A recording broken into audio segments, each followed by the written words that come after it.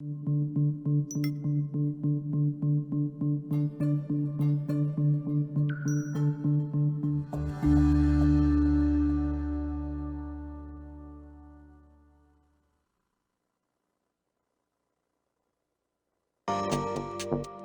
a cross between Joe Rogan and Joel Osteen. Welcome to Excellence in Policing. And now, Andy Harvey. And welcome to the show. I can't tell you how excited I am today to have my guest, Joe Serio. I have to say Serio because I'm Hispanic. I know it's Joe Serio, but I have to say it, but you're Italian, so we'll talk about that in a little bit. But listen, you're in for a treat today. Joe is an amazing speaker. He's an influencer. He's a motivator. If you've been around him, you're better for it. I'm telling you. And I've known Joe for a little while, and I've heard people tell me, "Do you know who Joe Serio is?" Serio, and I said, "Yeah, I know him, But so you always get great feedback, and we'll talk about why. Because I've been told you do some crazy stuff, good stuff during your training, which really connects with people because they have told me so. So lots to talk about today. Joe's an author of how many books, Joe? About 20. 20. So he has 19 more than I do. And I'll catch up here someday, maybe. But yeah, 20 books. You have a PhD from Sam Houston State University. He's got quite a story, and I want to get into that. But thanks for being on the show, Joe. Great to be here. Thanks for having me. So, Joe, you live in Austin, right? So that's kind of a music mecca, right, of Texas and probably, the United States. It's a huge music place. And it fits you, right? Because you're a musician. By the way, I had to wear my Eagle shirt today. I wore it in honor of you just because you're a musician. We'll talk about that because this is so cool. I love the fact that you integrate music with your leadership training because there's a lot we can learn from that. And by the way, I'm that guy who hangs around musicians called a drummer. Yeah. So when I was a kid, I tried to sing, and they said, "Shut up, kid." They gave me some drumsticks and said, "Bang on these." So I get the music part of it, and the more I've thought about it, the more I've thought about the music and how groups and music bands turns into teamwork and leadership. There's a lot of commonalities there. So anyway, let's talk about you. I want to talk about your training. You have emotional intelligence. You talk about resilience, which is huge right now in policing. You talk about overcoming fear, public speaking. I can go on and on. Emotional intelligence, which is maybe the most important characteristic of a great leader. But you talk about all of that. Yeah, I got my start at home. Where did I get my training from? I got it at home. What does that mean? I grew up in a family of 14 people. I'm the ninth of 12 kids. 14 people under one roof. You have to learn a lot of dynamics, right? Sizing people up. How do you deal with others in a closed space? How do you solve conflict? How do you solve problems? How do you read other people? Right. So I was paying attention. Just surviving. Just surviving, right? My parents were running a small company. They were just They were trying to get kids from the morning to the night to make sure everyone gets fed, everyone gets to school, shoes on their feet, all these things. So, and I'm the ninth, so I was one of the quiet ones. I was watching everything that was going on above me, and I was understanding, trying to figure out psychology and trying to figure out human behavior. So let me ask you this: as a ninth child, whatever, Yeah. did you ever get? And I know it's overlooked, for lack of a better word. Was it easy for you to be kind of left out if you didn't intentionally do some things to get in there and get in with the rest of the group? Or Yeah, totally, right? So there are 10 middle kids in my family. Wow. 10 middle children. I couldn't imagine. So as a ninth, I'm the sixth boy. I'm the ninth kid. The oldest one is a priest. You can't beat that, right? So what am I going to do to measure up to that? And yeah, you get lost and you start realizing things about people who feel lost. I understood that at a very young age. People who, we talk about law enforcement a lot, right. And we talk about what's happening in law enforcement in terms of suicide. Oh my gosh. I understood about suicide at a young age. Did you? Because there were kids who would commit suicide, and the response around, in the newspaper or in the neighborhood was, "Oh my God, that person had everything. How could he have done such a thing?" It's like, yeah, I get it. I get it because I'm the ninth, and I felt lost. Wow. And I felt overlooked, as you put it, right? No bad intention on the part of my parents. Right. That's a management job. Raising 12 kids is a management job. You don't have time to do everything for everyone, right? Tuck you in at night, tell you bedtime stories, spend quality time with each kid individually. It doesn't happen in a group that size. Right. So I had to work through a lot of what I was feeling growing up. And you realize that a lot of people in my audiences, law enforcement, first responders, firefighters, 911 dispatchers, they're harboring the same feelings. Not necessarily the extreme of suicide, sometimes, sometimes, but even just your daily life. How do I cope with? How do I get through? How do I quiet the voice in my head to understand that I'm okay, that I'm good enough, that the message I've been carrying my whole life is a fake message, right? It's one we invented ourselves. And if it's a message we invented ourselves, it means we can change it anytime we want. Gotcha. So what I do is help people change the message inside their head. Man, that's powerful. So is that the resilience part? I know it's probably multifaceted. It's not that simple, but there's a big part of resilience on how to overcome even your upbringing and some of the things that we have dealt with growing up into where we are now. I mean, there's a lot of things. Here's what I found about myself. Growing up, going through, I was in the military, I went overseas, Operation Iraqi Freedom, and my mother died when I was, all this stuff, that happened in my life. Listen, I got to tell you, there's some things that I think, I thought I was okay. Here was the reality. Now I know that I was walking wounded and didn't even know it. So there were things that were happening several years ago that really led up to a point where life hit me hard, and I think it wasn't the incident that happened to me. It was really more a culmination of everything that's happened in my life, and I didn't know that. See, I thought I was okay, Joe. I thought I was fine. See, stress didn't bother. That's not me. Stress is for weak people. Right. So this job of being in leadership, being a father, being a husband, being all those things that we're trying to achieve success, and all those things that didn't affect me, right? Because I'm strong, right? Bull crap. I know now that I didn't even realize how that affected me until I fell, and I fell hard. So part of that is acknowledging, and that's another emotional intelligence part of this. That's what I like about your training. You go kind of hit everywhere, is having a high level of self-awareness and knowing where you are and where you come from and what's going on. So I love your phrase, walking wounded, right? Because I don't know anybody, I've never met anybody who's not walking wounded. Here's the difference. Everyone has a different threshold for pain. And if I start comparing my pain to your pain, and I say, Andy, come on, suck it up. That's nothing. You can do, what I suffered is this and this and this. What you're doing is this little, no, it's all the wrong approach. Right. Because your pain is your pain. You come from a different background than I come from. Exactly. I come from a different set of parents that you came from. I come from a different geography than you, right? I grew up outside New York City. We have all of our own reference points. So my pain and your pain, they're different, but we have it. And all the people in my audiences have it. And all the people that you interact with on the street have it.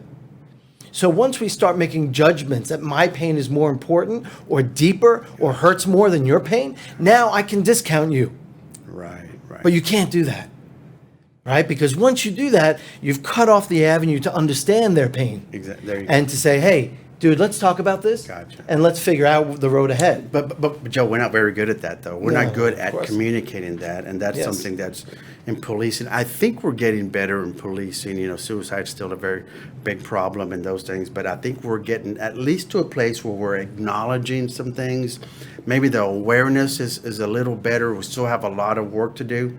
But that's not who we are. That's not the way we are wired to tell you, hey, Joe, I'm feeling whatever, and being vulnerable. That's a huge word right now, right? Is it Brene Brown? Brene Brown. Is she the one? Yeah, I love the way she talks about vulnerability. Really, that is a strength, and we got to change that. And I agree with her. We got to change that mindset where someone comes and say, "Man, I'm feeling like this. Man, I'm life's hitting me hard. I'm going through this. That's a strength when someone can do that. But we got to change that because right now, I'm not sure we're there. And the thing about law enforcement is that look, law enforcement and 911 and fire, first responders generally, is a different beast. So you have to strike the right balance, because you can't have your guard down all the time, right? Because law enforcement out on the street, you need that edge. Right. So the training has to be, how do I keep the edge on the street and understand how to make the transition at home or with my colleagues and say, hey, you having a problem? You witnessed a suicide today? Right. You had a shooter today? You got shot today? But no problem, right? Yeah, but no problem. But we have to Yeah. figure out a Yeah. way to let them say something. Right. What do departments do? Peer-to-peer support classes. Yeah. More of that. Look, when the NYPD starts doing meditation and yoga, you know something's going on. Something's And got to that's change. good. That's a good thing, right? Right? It's great. But we've had it's taken a while for us to get there. The thought of us doing meditation, yoga, get out. No, that's not who we are. When I do that class on resiliency with fear and emotional intelligence, and I get the most grizzled cop come up to me after class and waits for everyone to leave the room. Of course, yeah. Right? And says, hey, brother, you're hitting me here, and I wanted to wait and talk to you because, and he starts crying. There's something going on, right? There's something going on in all of us. Right. And there's a piece that's just saying, someone listen to me without burying me. Gotcha. Someone listen to me without judging me. Exactly. Right? Exactly. And so the way we do that from a training perspective is, number one, loosen up the environment. Yeah. Right? We were talking about music at the beginning. Yeah. Let's loosen up the environment, because everything can't be hyper serious all the time. The training is deadly serious, but the environment in which it happens has to be loosened up a little bit, because people can't learn if you can't connect. And that has to happen as part of our culture as well. Totally. Right? But we have an impact on that when we talk to people in groups, one-on-one, and all that. But that's not who we are. Again, right? Well, hopefully we're getting to a place where we are that. But that's not something historically that we have been open. As a matter of fact, I'll tell you this. There is an ugly side to policing. I love policing. I love being a police officer. I love being a leader of police officers. It's the most rewarding and challenging things that I've done in my life. But there's an ugly side to policing that I hate. And I'll tell you, I've experienced it myself, and I've probably been a part of it as well. Embarrassingly, or shamefully, I should say. But is that even a word? Shamefully. Shamefully. Shamefully. Thank you, doctor. See, I told you he's a PhD. But I've been ashamed of that. But listen, when one of our people fall, what do? Now, all of a sudden, it's like they have the plague. They have something, don't get too close, man. He fell, and, almost. And as you move up the ladder, here's what I found. And this is not in every organization, but at some level it is, because we are highly competitive. We are almost to the point where it's an unhealthy competition between each other and who's going to get the next slot, right? And so when someone falls, it's like, man, I feel so bad about Joe. But we're also saying, dang, that's one less I got to compete with. And that's a very dangerous thing and an unhealthy thing. And I'm not saying it's everywhere, but I'm saying I have seen some of that, and we got to be better than that. When someone falls, instead of saying, I hope he's all right, come back when you're better, whatever that is, we have to be intentional and say, come on, we're still with you. You may have failed and done something that's not, listen, it's not about that. It's about you, the person, Joe. Yes. Right. I care about you, and let's not alienate, and then help him or her up.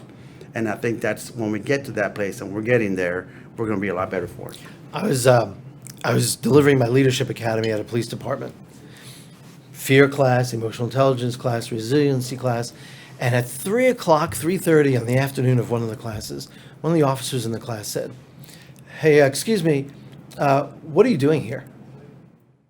And I said, what? And he threw me off a little bit. He said, what are you doing here? Why are you here? Why did you come to our department to talk about this stuff? And I said, well, your department has a wellness program and related to leadership, and your chief wanted me to come in. And I thought he was about to get aggressive and antagonistic, right? And he says, and then the next sentence out of his mouth goes, he said, no one has ever come in and talked to us like this. Wow. He said, we need this kind of talk. Exactly. What does that tell me? It tells me that there are officers all over the country, around the world, who need some kind of release. That's it. A release that makes them feel good, that makes them feel okay about their walking, Right. Wounded, their wounded self, that they can work through that Right. and figure out the path forward without going to the extreme that we've been talking about. Yeah. And the reality is we are all wounded at some level. Would you agree with that? Yeah, absolutely. We are all wounded. So to say, oh man, he's going through a hard time and I'm just fine, is not being forthcoming. And it's not really good for us if we do that. He's weak, but what we don't understand at that moment is that I'm weak too, just in ways that are different. In this context, I'm not weak. Right. So I feel comfortable to call you weak. But I get into the next context, and I'm the weak one. Yeah, exactly. And then I start creating all these other things to hide my weakness. Well, I love that what you talked about yoga, meditation. I think we got to talk about counseling, get professional help. That's a good thing. And I got to tell you, I was that person again, right? Stress doesn't bother me. I'm not wounded. I'm fine. You're not fine, right? I've been through some hell, and that's no problem for me. I was lying to myself. Right. But when I fell, I knew that I had to do certain things in order to get back up. It was going to be a process. And I've talked about this, when life knocks you, let's see if I can remember it, but when life knocks you out or knocks you down, get up and fight. Now, that's just like a boxer, right? I'm just picturing a boxer when he or she gets knocked down, they get up and they start fighting. But there's a time when you get knocked out that I believe that you have to take that 9 or 10 seconds, and I say 10 seconds, you know what I mean, and use that to your advantage, because now you have to acknowledge, okay, I am knocked out. I need some help, and I got to do some things in order to get back up and then fight again. But it's going to have to, it's going to be a process getting there. So here's what happened to me. I knew when I got knocked out that I was going to go through a process. I knew that, so I had to step back and let go of some things, and counseling and was one of them. And at first I was like, son of a gun, but I got to tell you, and I'm telling you, it was one of the most powerful things that I've ever done, is sitting with someone, an expert, and just having her validate my feelings in a way that, like you said, I wasn't being judged. It was a really powerful thing, and I learned some things about me. I learned some things that happened to me early on that I hadn't even dealt with. My mother, I'm not trying to make people feel sorry for me. I'm just telling you, there's things that happened in my life. And my mother died when she was 49 of cancer, and I was going through the police academy at the time. That's just one of the things. But guess what? We buried her on Friday. Her funeral was on Friday, and I was back at the police academy on Monday. Come on, man. This was 20-something years ago. I never really grieved my mother's. I didn't have time to. I had a family. I was going through the police academy. There was a lot going on. And so that's just one of the things that I had to acknowledge. I said, you know what, man, I didn't even know that I was hurting even as a result of that. Yes. So part of this, I'm telling people, and I know we're on the same page, is go. Seeking help is one of the most powerful things that you'll do, and it will change your life. So I encourage you to do that. So here's one of the things that happens, right? We have our fear, and we get locked down in our fear, and we hide it, right? We don't talk. Right. We don't go to counseling. Right. We don't do whatever. We take that fear and we stretch it to make it big, and it looks and feels like a monster that doesn't exist anywhere else except inside our head. And if we don't have a release valve for it, like any other system of piping, right? Oil refinery, if you don't have a release valve, it's going to come out. it's going to come out in ugly, explosive ways. Right. The fear thing, we stretch into a monster that we believe is real, and then we act out of that space. Out of fear. Out of fear. The fear of being weak. So therefore, I must be tough all the time. There you go. What you end up finding out is that progress, productivity, excellence, whatever, doesn't come from hard work 100% of the time. You need hard work, you need sleep, you need vacation, you need good diet, you need exercise, that's the ingredient. It's not just go, because that doesn't work. Right. Right? Well, I love this stuff. I know we're going really deep here, but it's stuff that's important, though. I mean, we got to talk about it. It's not comfortable. We got to talk about it. Let me switch gears a little bit, Joe, because I want to talk about a lot of things. And but I love the fact that you have a heart. Your audiences are from, big companies, private sector, police officers, law enforcement, but you have a heart for telecommunicators, 911 or 911 clerks and call centers and telecommunicators, dispatchers, and everybody else. You have a heart for that, I've noticed, and a lot of your audiences are dispatchers. Tell me why you've connected with that audience. Yeah, you're right. I love that audience. It happened the way a lot of things in life happen. I was doing a class at Harris County Sheriff's Academy. I did about 45 classes there. And one day somebody comes up to me on the break, a woman, she says, "I'm in this class because I'm a dispatcher and we're the redheaded stepchildren of law enforcement, and I have to come to police classes in order to get training." Yeah. And light bulb went off and said, "Hey, why don't I just organize classes for 911 dispatchers? Just for them." Yeah. And secondly, in 1989, my father had a stroke. My father had a stroke in my arms. And he never regained speech. I never saw him again. He died 19 days later before I could get back home from Chicago. And I remember that call because I was the one who went and called 911. And they were awesome. And then EMS who came to the house was awesome. And so that was great. And also, I love first responders generally and 911 specifically because, I mean, corporations are awesome and companies are awesome, but they have resources for training. Gotcha. Right. And they have all kinds of trainers. I want to be a trainer for 911 in a way that wakes them up, that gets them excited, that we have some fun. Make them feel valued too, right? Absolutely. They hear somebody who gets it. So how did I go deeper into it? I started going to police departments.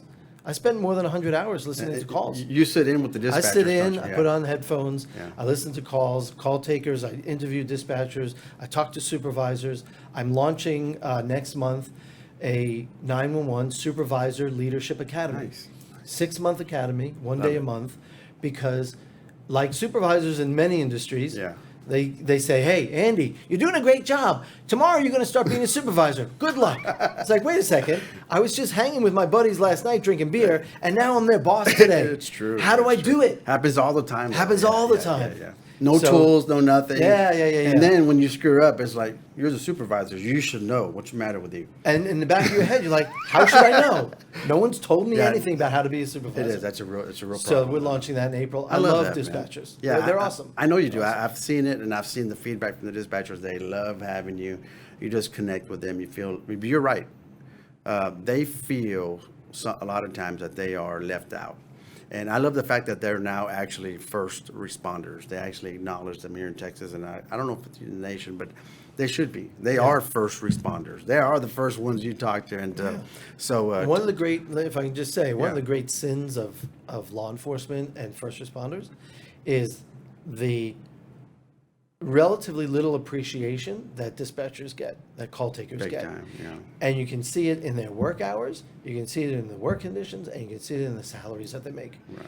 And one department I was consulting with realized they needed to review the salary structure. And they ended up adding something like $20,000 a year to the dispatcher's salary. That's how low it was. And that's how non-competitive it was. Right. How do you keep good people with retention being a huge problem, sick leave being a huge problem? How can you keep people who are suffering from that, figuring out how do I do the resiliency piece? Right. They're listening to everybody's garbage, valid and not valid, right? BS calls and serious emergencies. And they got to take all that stuff home with them. They're only hearing that. They're not listening to, man, how important their job is, how important there is to someone who's calling. They don't hear all that. It just becomes a job, and then it starts really, really wearing on them, and that's where we lose them sometimes. And in so many cases, they don't get closure. Yeah. Right? So now their imagination is going wild. Did that kid die? What happened to that person? Wow, see. Did they get shot? And they just hear, they have the soundtrack of horror. Wow. In some cases, You in their we, head. we don't talk about that often. We talk about officers and EMS and all that go out there, but that's a critical piece. And I love what you're doing. I think we need to talk more about that and bring them into the really make them feel like, because they are. It's not like make them feel, they are. Yep. It's our responsibility as leaders to get them in and make them feel that they are. They're a critical So they piece feel of valued it, when you yeah. go and talk to them, just them. That's a I can see that, I get that. So thanks for what you do, but I know that you have a heart for them, and I think that's awesome. They're a different audience, though. They're probably a more fun audience. And listen, I'm going to be very real. I've been training officers for a long time, and that's a different audience. And officers can be a tough crowd, but most of the time they're open because they haven't had a whole lot, right? So when they get it, and then they get someone like Joe who's like full of energy, about to play the harmonica. He doesn't know it, but he's about to play it for them, and that kind of thing. It makes it fun. That's a great thing. So I've done over 200 classes, 250 classes for law enforcement, just for police officers. Yeah. Right? And that's a particular group. Right. That's a specific kind of group. And I love police officers. But dispatchers and call takers, There's something. they're huge amount of fun. Love it. They love to have a good time. That's it. They love to have a great class. They engage and talk during class like crazy. Yeah. So they're sharing stories. Yeah. It's great. It's fantastic. Well, I love it, and so we'll talk about that. How you get in touch with Joe, because we need more of that. When are you going to invite me to go talk to some? Come on, I can't just talk to old, crusty police officers all the time, man. So anyway, thanks for what you do. So let's talk about one of the cool things that I've seen Joe do and heard of, and he's told me about it, is that he plays the harmonica. You play the harmonica at some point. You also play the guitar pretty damn good too. So you're a musician type. You have that creative musician openness anyway, right? And so you found a way to integrate that with your training, and that's something that's not done out there too much. So that adds a whole other dynamic to your training, right? So tell us about how you came up with that concept and how you use it in order to train. Right. So I stumbled onto the harmonica, right? I stumbled onto the harmonica the way you stumble onto all kinds of things in life. I was afraid to play the guitar. I picked it up when I was 12 years old. I played it for 2 days. I didn't play it for 2 days. I made some kind of bad noise on it for 2 days. And then I put it down. Why? Because the message in my head was, it won't be good enough. You're not allowed to make mistakes. Wow. And that was the environment that I came up in. And so I put it down and I shut off. And I realized a few years ago, I turned myself off at 12 years old. Wow. And it took me a long time to turn myself back on. So you said I wasn't good enough. So how long did it take to So when I was 35. Whoa, man. No, I didn't start the guitar till after 40. So when I was kidding. 35 years old, I was lived in Russia for a long time, as you know, and I was home in New York from Moscow on a brief trip, and I was in the car with my brother, and I said, let's go to the music store. So I went to the music store, and my goal was to buy a harmonica. Why? Yeah. Because I wanted to learn how to play the guitar. Now you tell me how much sense that makes. No sense. No sense at all. I don't know how those two go together. There's zero logic, right? Here's the logic. Yeah. If I can play a harmonica, which looks simple, then I can work myself up to the nerve to play the guitar. God. So I needed to have some success. It was right here, man. It was all here. Gotcha. It was all that here. That makes sense. I needed to create success for myself, right. to start momentum, to make sure I had enough bravery, courage to start the guitar. So I started playing. First place I played live, I played with a Russian band in Moscow. That was the first place I ever played. And it was great fun. It was amazing. It was really a lot of fun. So that's a great way to start a story. So one time I was playing with a band in Moscow. What? Go ahead, man. So I started doing that. And then when I started training, I realized, I'll tell you exactly how it happened. I got a phone call from the Harris County Sheriff's Office. And the woman on the phone said, the sheriff wants you to come to speak to his executive command staff. A leadership conference that was being held at the Federal Reserve Bank in Houston. So I'm thinking, oh my God, Federal Reserve Bank. Oh my God, sheriff. Oh my God. And I walk into the room and all these guys are in uniform, 60 people, a couple of women, and they're like this, the way they can be before they loosen up. Yeah, right. And I talked to my friends beforehand and I said, do you think I should do this goofy harmonica thing that I do? And I talked to people and they convinced me. They said, look, this is what you do. This is your thing. And I wasn't a trainer yet. I just did it with informal trainings at the university. When I was getting my PhD at Sam Houston State, I just goofed around with the harmonica during trainings. And I said, you know what, let me do it. So I did it. I spoke on leadership for 45 minutes, and then I said, here's how it looks. You know what? This is what I did. I said, here's how it looks. Okay. Here's how we start. And I had a song playing along with me. So I was jamming, right? I was playing. Yeah. And I was talking to the audience before I turned the music up. I was talking to the audience and said, this is how it starts. Everything works like this. Everything. I've studied Russian, I've studied Chinese, I've studied Spanish. I've translated a book from Russian to English, from Spanish to English. I've written 20 books. I play the guitar, I play the harmonica. Everything works the same way. The pattern is the same. My biggest issue was, how do I get my big fat New York mouth around one of these tiny little holes? That was it. That was the biggest problem, right? And say, okay, I'm not going to worry. I'm not going to judge myself. I'm not going to beat myself up the way I've been through childhood and high school and college. I'm just going to play this one hole. That's it. We get good at playing that one hole. Gotcha. That's what you do in the academy. Right. How do you learn to shoot? You don't learn to shoot fast. Right. You're not drawing like a cowboy. Everything's really slow. So the process, that's Whole part process. of a process. Right? Yeah. Here's the process. I get good at that hole. I can find the hole without looking. Put my mouth around that hole. Blow. Get good at that. All right? Yeah. What's the next step? Okay, let me breathe in. Same hole, just one hole we're playing. What if I use my hands? And then one day you wake up and say, holy crap, I'm playing the harmonica. I never thought that was possible. Why do I do it like this? Because we start class with the question, what's possible? What's possible for your department? What's possible for your family? If you don't believe that anything's possible, then you're not going to do Not anything. gonna do anything. Right. And here's how we do it.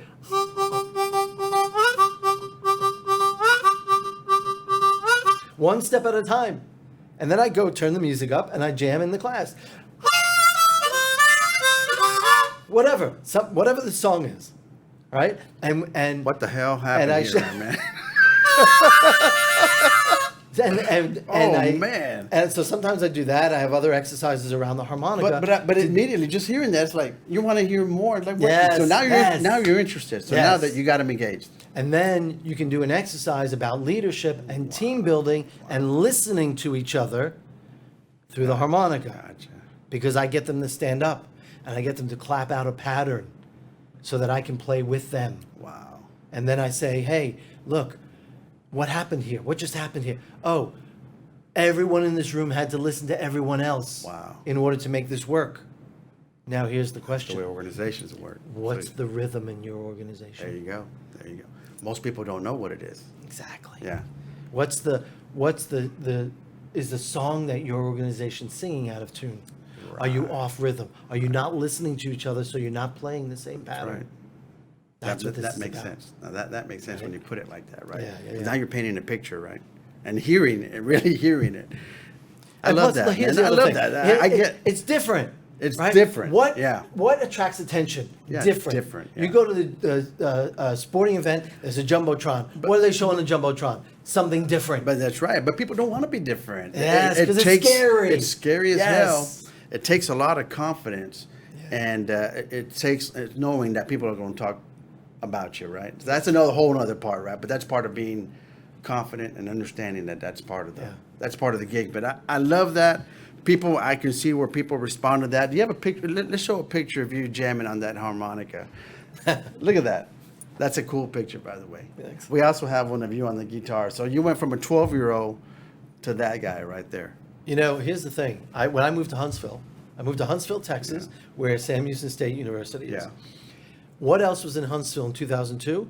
Walmart, 5 prisons, and not much of anything else. Right. So all the things that I was afraid of growing up, I did while I was in Huntsville. I stayed in Huntsville for 10 years. Wow. And I joke with people in Texas. I said, yeah, I did 10 years in Huntsville. And they get it. People So- that, yeah. So Okay, so that's it's just, funny. and I went and I played in the prison where they do executions. I had 300 inmates out on the yard. You're I brought a kidding whole me. band into the prison. You went to the walls unit? We went to the walls unit. We set up amplifiers, Stop, speakers. man. We had a female lead singer. They went crazy. Right? Prisoner or? No, just Come on up here. Right. That would have been awesome too. But you had to, again, right? There's something about music that's universal and Yes. it just grabs people. Listen, so I love that because if you can't put people at ease, then you're not going to get to them. you can't get to them. The number one function or role of a supervisor that I've basically decided this is it. Your number one function is to help your people relax. FTO, a field training officer, the number one function is to help your person relax. Why? Because when they're not relaxed, they can't learn. Exactly. They're freaking out. They're like, what if he beats me up? So Or what if he So you can have the best criticizes information, me? the knowledge that's just going to change their world, but if you Yep. can't get there, It's not going to you matter. got nothing. It's not going to matter. If you got can't, nothing. just watch law enforcement trainings when they pick up their phone. I did a program in Ohio a couple of years ago for a couple of hours, and it was all law enforcement. As soon as I was done, the organizer came up and said, "Hey, you did a great job." And I'm thinking, "You're full of crap. How do you didn't talk to anyone. I just finished. You just came up to me. You don't know." He said, "Nobody picked up their phone." Gotcha. Hey, that's That's great. how you Yeah, can yeah, tell. Yeah. Yeah. Big time. Yeah, And yeah. we're bad at that. Right. We're good at that, however you want to see Right, it. exactly. Hey, there's a couple of videos that I saw that I want to show you guys. It's just a snippet. Snippet. Thank you, PhD. About and you in action. I just want to show a few, and I want to talk about them. They're really, really cool stuff. When's the last time you thought about your words? When's the last time you thought about the outcomes that you're getting in your life? The outcomes that you're getting in your office? When's the last time you thought that maybe the reason we're getting the outcomes we're getting is because of the words we're using? When's the last time you thought about your words? That's where your power lies. It's not about your salary. It's not about the size of your house. It's not about your title, your rank, anything like that. It's about your ability to build effective relationships. That's where your power comes from. When's the last time you thought about the words that you're using and the impact that they're having on people around you? Words are powerful, and here's what I've learned. I know the mind thinks in pictures. We think in pictures. So in order for us to get to a certain place, we have to see it first, right? And when we see it, our mind, and this is, I'm going pretty deep into other, but I want to talk this maybe on another show. But I know once you see it, if you don't see it, you'll never get there. So you have to see wherever you want to get to. And then what you picture are the words that come out. And that's why words are very powerful, because it not only impacts the people around you, it impacts you first. Yeah. So if you're speaking the words, the right words that will help you, you're going to help others. So here's what I've learned, and you tell me, and this has helped me immensely. Your thoughts control your emotions. Your emotions are going to dictate your actions. And whatever actions you take, the type of actions you take are going to get you the results, good or bad. And so, again, but it all starts right here. And I think that's what you're talking about, right? You know that old phrase, I'll believe it when I see it? It's exactly the opposite. I'll see it When first. I believe it. Oh, man, that's good. Yeah. If you don't have beliefs for starters and see it, what next? If you think you can, you're right. If you think you can't, you're right. Exactly. To paraphrase Henry Ford. And this idea of what's possible. If you think that nothing's possible, then nothing will be possible. Who is it that you are that's showing up to work? If you don't like the outcomes that you're getting, if you don't like the department you're working in, if you don't like the department you're working in, you must become somebody else. Let me explain this for a second, because it sounds weird. Yeah. Right? And the first time I heard it, it threw me off a little bit. You have to become somebody else, because, and the example that's used most often is to be a millionaire, right? In entrepreneurial circles, there are coaches who say, you want to become a millionaire, not for the money, for the person you have to become in order to be a millionaire. Gotcha. Right. In order to change your department, your people can't stay the same. Right. Because if they stay the same, you're going to have the same department. If the chief stays the same, That's right. you're going to have the same department. In order to have something you've never had, you have to do something you've never done. Gotcha. Thomas Jefferson. Love it. In order to have something you've never had, you have to do something you've never done. Well, if you're too scared to do something you've never done, That's right. how are you going to change? Not going to happen. If you weigh the same and you say you're going to lose weight and you keep eating the same you food, do nothing. it's impossible. Right, You right, can't. right. You can't lose weight. Right. It's physically impossible. But part of that too, Joe, is that we've learned some things wrong. Yes. And we think that, so I think part of that is, right, so we have to challenge ourselves, and that's part of growing, right? So as leaders, we have to continuously grow. If not, we're going to have a leadership lid where the organization suffers because the organization can't outgrow the leadership lid of the leader. So for us, in leadership positions, we have to continue growing. Yeah. But we've learned, so part of that is unlearning some things that we've learned that are not true. But we believe them to be true. So we'll talk about false belief systems. So there's things that we have to think about. But a lot of us, I say a lot of us, don't want to think about that because they're true and that's just the way it is, and that's when I'm not changing. But there are things that maybe were true yesterday that are not true anymore. And so if we don't continuously think about that, then we're going to remain the same and our organization is going to suffer, right? Because it's going to remain exactly the Right. same. How do you change an organization without changing the people in it? Yeah. How do you do that? No, you can't. Except line staff is scared of leadership, scared of the upper Right, level. right. How do you infuse leadership throughout the organization in appropriate ways to get people to take more responsibility for themselves Gotcha. Yeah. and to be connected to the organization and to come in and contribute something for the betterment of the organization that's going to change their own lives, That's it. right? Yeah. So how do you get that message across through training that's interesting and entertaining Yeah. and whatever? Like that is my mission. So leadership, that it's caught and it's taught. So it's our responsibility to teach, but also to show and them to see it, right? Right. And when they have those two things, people will grow. And here's what I found in organizations, and we're probably getting off track, but I'm just thinking. That's right. What happens and what my experience is, when you up the ante, when you up the standard, and when you're trying to change a culture that's been the same for a long, long time, you start squeezing them a little bit. And not in a bad way, it's a good thing, but there will be some that are not, the two things are going to happen. Either they're going to fall in line because everybody else has gotten in line, or they'll eventually leave on their own.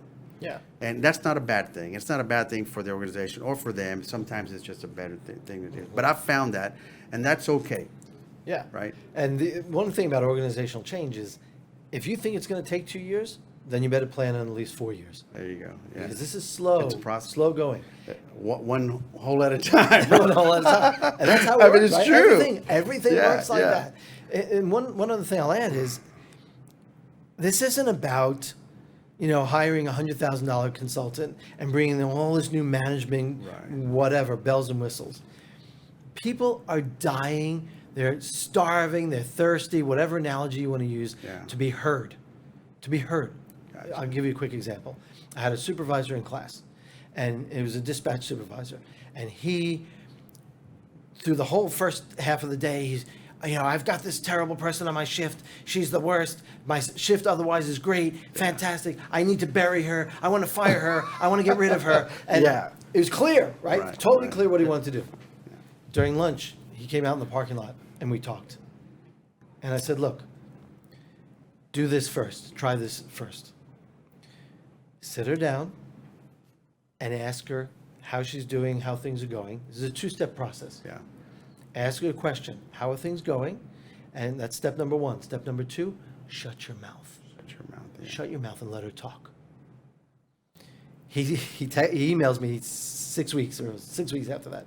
And he says, bro, and he always calls me bro. Yeah. He's like, hey, bro, I did what you said. I asked her the question, and then I shut my mouth, and I wish to God she didn't talk for an hour. But I let her talk. Right. And she started crying. Wow. And she let everything out. And what I found out was it had nothing to do with work. And it was everything about home. And the fact that I listened to her for an hour, she transformed herself into the best employee in Wow. the shift. See there? We're so quick and ready to get rid of people. We are. We have to care enough, though, to do that. Do we care enough? Well, or are we going to be like that?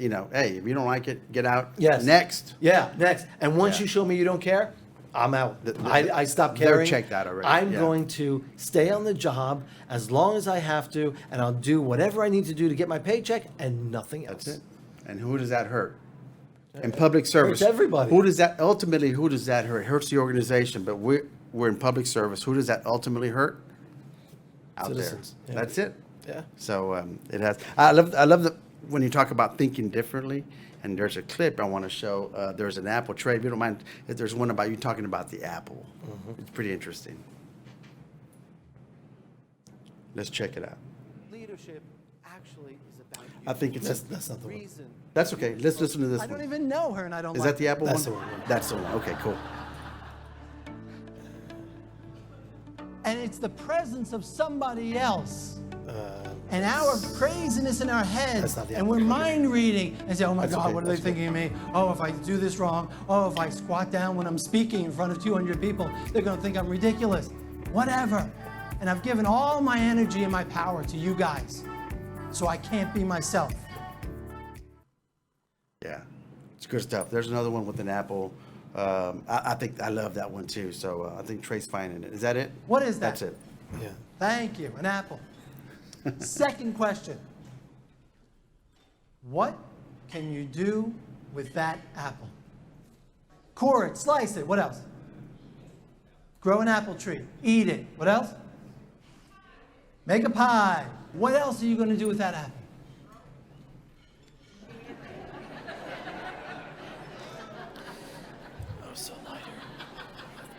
There's always somebody.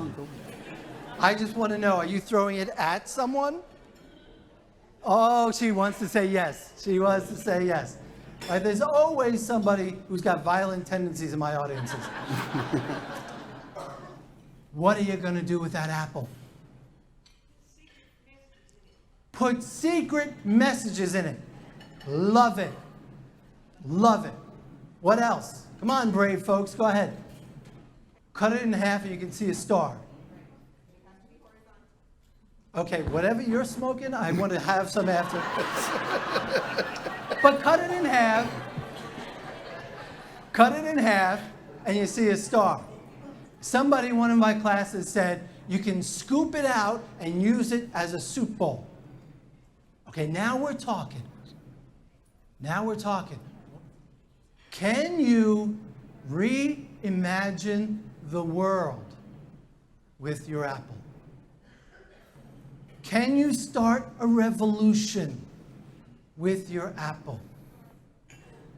Can you change the world? Your apples are all the people that work with you and work for you. Are you getting the best out of your person? So leaders think differently, they think critically, but that just shows we have to think differently like Apple did, right? I say Apple as in, the hell's his name? The Apple guy. Oh, Steve Jobs. Thank you. Johnny Yeah, Appleseed. PhD. I was thinking Steve Jobs. Steve Jobs, man. Think about that, right? Yeah. So I love that. Yeah. So the way you turned that, I was like, wow, that came out of nowhere, but it's true. We just have to think differently. So where do you get the nerve?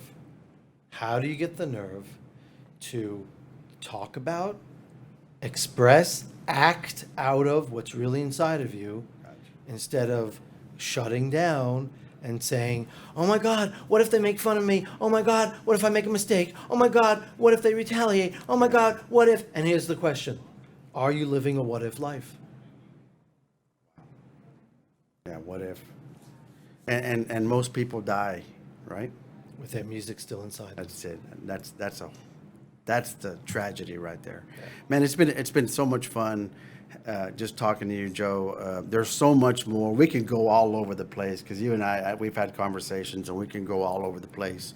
But at some point we got to shut this off, right, Trey? But Trey's the guy in the back doing everything, all the cool stuff. So, but Joe, thank you for being here. Man, I hope we can do it again. I love the way you present things. It's the way that somebody like me who's simple mind can understand it, and that's what I need, just simple. And you do it in such a way that's really easy to understand. I hope that you'll come back, and we'll talk about some more stuff. I want you to be sure and visit joeserio.com. Right? And 360dispatcher.com. 360dispatcher.com. You can get a hold of Joe if you want him for your training, anything like that. Reach out to him. He's a great guy, and I guarantee it. I've heard it firsthand that you will enjoy, and you'll be better for having Joe in your agency. So thanks again, man. I want to talk about a couple of things before we leave.